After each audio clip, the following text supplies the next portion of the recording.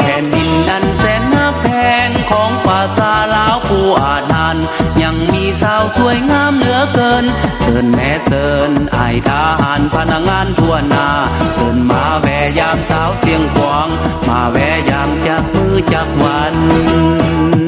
เมื่อหอดยามเข้าในนาเขียวงามมุมดูป่ามันต้นให้สาลีเขียวถนนภู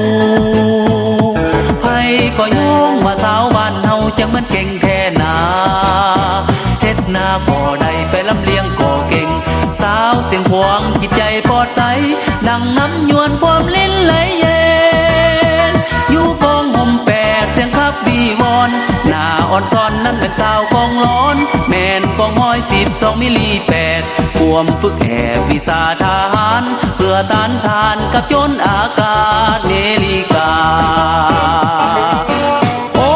สาวเสียงพวงสาวบ้านเฮาสมที่เป็นหญิงนุ่มลาวกีฬาอาทานก็เป็นลูกหลานของประชาชนเหมือนนกแอ่นบินเจิดเมืองลาวนาแท้นางสาวเสียงพวงหน้าสวยสวยตาดำดำคอกลมกิ่งบางป่าไผ่ปืนยิ้มแย้มแจ่มใสผมก้าวไปตามเส้นทางโปรดปล่อยประเทศชาติ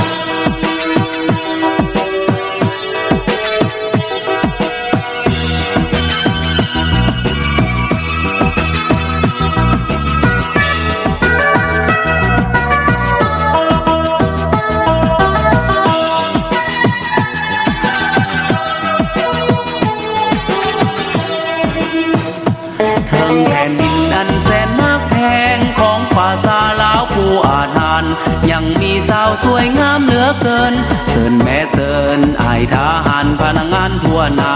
เชิญมาแวะยามสาวเสียงกวางมาแวะยามจากมือจากวันเมื่อหอดยามเข้าในนาเขียวงามมุมทุ่มป่ามันต้นให้สาลีเขียวหุ่มต้นโนนภู